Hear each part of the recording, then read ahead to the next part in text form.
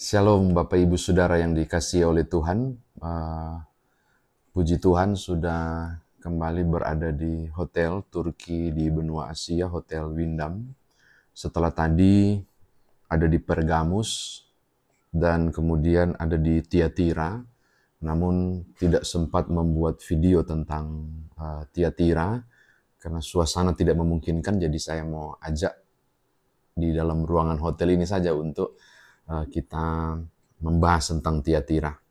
Wahyu pasal yang kedua ayat 18 sampai ayatnya yang ke-21. Wahyu pasal 2 ayat 18 sampai 21. Tuliskanlah kepada malaikat jemaat di Tiatira. Inilah firman anak Allah yang matanya bagaikan nyala api dan kakinya bagaikan tembaga. Aku tahu segala pekerjaanmu, baik kasihmu maupun imanmu, baik pelayananmu maupun ketabahanmu.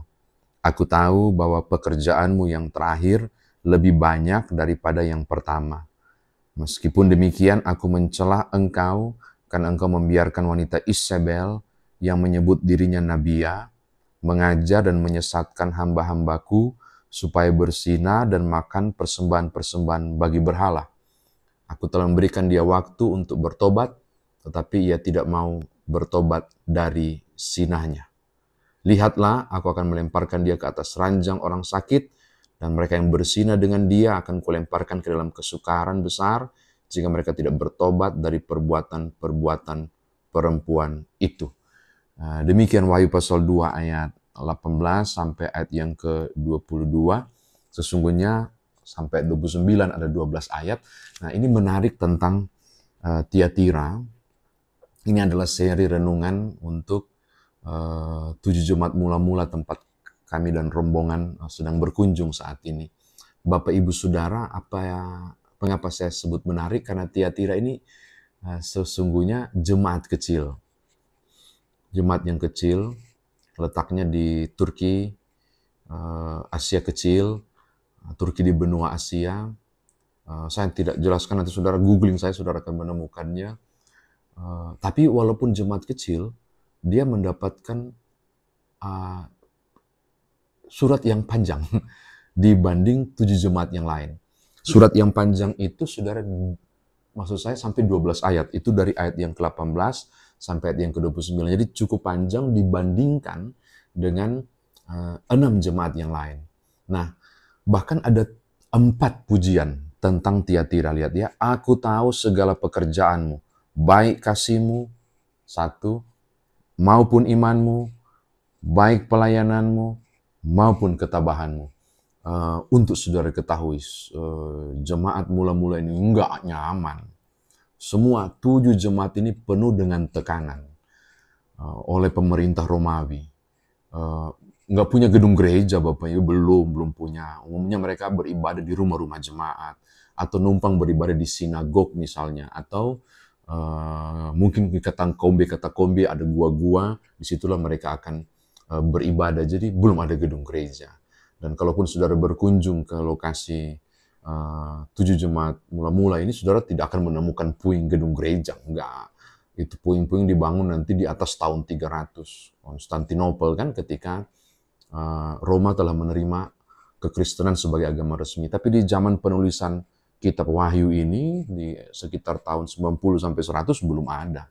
Gedung gereja itu belum ada. Nah, saudara bisa bayangkan, tekanan demi tekanan diterima oleh jemaat-jemaat Kristen di Asia kecil ini. Wah, luar biasa Bapak Ibu, kesulitan luar biasa. Tetapi ini dia, pujiannya luar biasa. Tuhan memuji mereka bahwa kasih mereka luar biasa. Kasih kepada Allah, tapi juga kasih kepada sesama, kepeduliannya begitu hebat. Iman mereka tetap kokoh di tengah tekanan luar biasa. Sebagai seorang Kristen yang tidak diterima, sebagai agama yang tidak diterima, dengan berbagai hal yang tidak nyaman waktu itu, Bapak Ibu tahu, mereka bertumbuh dengan iman yang luar biasa, bahkan tetap melayani. Pelayanan mereka di gereja Tuhan itu, orang-orang, para tua-tua jemaat, para bishop pada waktu itu, atau presbiteros, pada pemimpin-pemimpin umat, bahkan jemaat saling menopang, saling melayani. Nah, ada kalimat yang luar biasa, kata yang satu istilah, ketabahanmu. Berarti apa? Ada goncangan loh. Berarti apa? Ada penyesatan, ada sesuatu yang tidak nyaman yang mereka alami. Tetapi nyatanya Alkitab mengatakan mereka bertahan. Jemaat kecil loh. Jemaat kecil ini survive dari segi iman percaya kepada Tuhan. Mereka punya kekristenan begitu hebat. Nah, lalu apa masalahnya? Masalahnya di ayat yang ke-20. Kalau saudara baca dan ingat baik-baik, saudara akan menemukan ada dua perempuan di Tiatira, atau biasa kita dengar. Ada Lydia, seorang perempuan yang berbisnis kain, kerjasama dengan Paulus dan yang menopang pelayanan Paulus. Tetapi juga di sisi lain ada tokoh yang lain. Tokoh itu adalah Isabel. Tolong lihat kata Isabel. Isabel ini menunjuk pada kisah di satu raja-raja tentang Raja Ahab yang kawin dengan seorang perempuan bernama Isabel. Isabel ini adalah seorang yang penyembah Baal dan mempengaruhi Raja Ahab. Jadi Isabel dalam ayat yang ke-20 itu bukan orang sebenarnya, itu kata hiasan. Itu nama dari abad awal-awal sebelum Masehi di Israel, di Yehuda tentang Ahab. Nah, tapi bukan itu yang mau sampaikan. Ada Nabiah yang dijuluki Isabel. Yang Alkitab mengatakan, engkau membiarkan wanita Isabel yang menyebutnya Nabiah mengajar. Tolong guys bawahi kata membiarkan. Apa maksudnya? Toleransi terhadap seorang yang mengaku nabiya, lalu mengajarkan kejahatan, mengajak umat bersinah. Dalam tanda kutip ya, bersinah berarti menduakan Tuhan. Tiatira mengizinkan nabiya itu ada di tengah-tengah persekutuan dan mengajar-ngajarkan kebenaran. Benar bahwa mereka tetap percaya pada Kristus, Tiatira ini tetap hormat kepada Allah, tabah mereka luar biasa, hidup benar di hadapan Tuhan, benar. Tetapi mereka biarkan ada pengajar sesat di tengah jemaat. Seorang nabiya dijuluki Isabel, berarti penyembah Baal, sehingga umat itu kemudian beberapa terlibat di dalamnya dan ikut dalam persinahan itu, yaitu menduakan Tuhan. Nah, Tuhan mencelah mereka. Toleransinya begitu tinggi terhadap pengajar sesat ini. Apa yang mau dikatakan dari firman Tuhan ini? Gereja kecil ini, jemaat kecil ini bertumbuh luar biasa. Dan itu dipuji-puji luar biasa oleh Tuhan Yesus. Tetapi dihina dan dicela karena begitu over toleransinya. Terutama pada pengajaran. Dengarkan Bapak Ibu. Berapa banyak dari kita mendiamkan hadirnya pengajaran sesat. Berapa banyak dari kita bungkem terhadap hal-hal yang menyeret umat. Kalau kemudian kamu membiarkan seorang nabi yang bernama Isabel mengajar, berarti siapa membiarkan? Bukan jemaat yang membiarkan. Lalu siapa? Pemimpin umat membiarkan. Makanya Tuhan begitu marah ketika gereja itu toleransinya begitu tinggi terhadap si nabiya pengajar sesat itu. Nah, hal ini mau bilang begini kepada saudara, berhati-hati. Siapapun yang dengan sengaja membiarkan pengajar sesat ada di tengah jemaat, terutama pemimpin umat ya, membiarkan ajaran-ajaran sesat masuk pada pemimpin, pada umatnya, Tuhan mencela. Berapa banyak orang cenderung cari aman dan membiarkan hal itu. Dan sudahlah, nggak perlulah ditanggapi. Oh no, hari ini kita diberi pemahaman yang luar biasa. Mereka boleh baik, mereka boleh taat, mereka boleh tabah. Tiatira ini. Tetapi dicela karena membiarkan pengajaran sesat.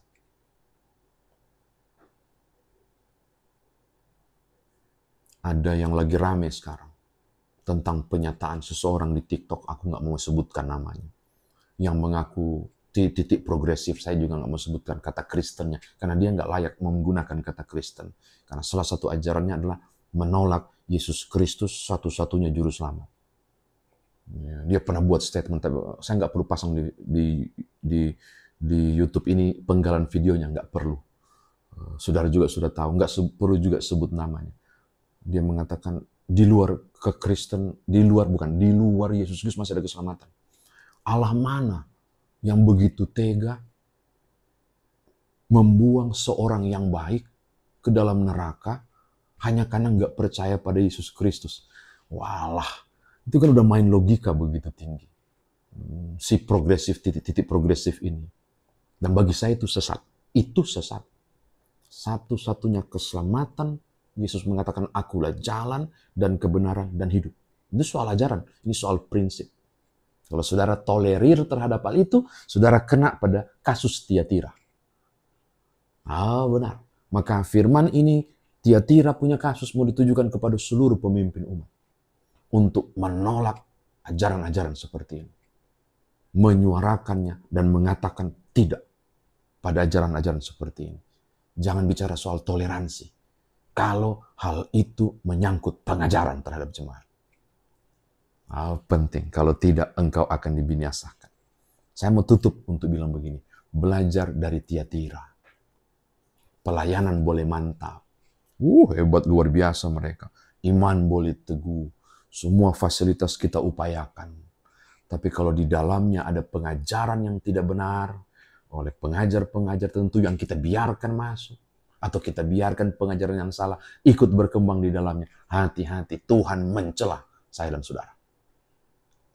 Sehebat apapun pelayanan saudara, sehebat apapun iman satu komunitas, sehebat apapun integritas terhadap kekristenan, tapi toleran terhadap pengajaran yang salah, sesuatu yang dicela oleh Tuhan. Kiranya engkau dan aku, jemaat yang saudara pimpin, atau jemaat di mana saudara bersekutu, tidak terkategori seperti jemaat Tiatira. Tuhan berkati saudara. Haleluya. Amin.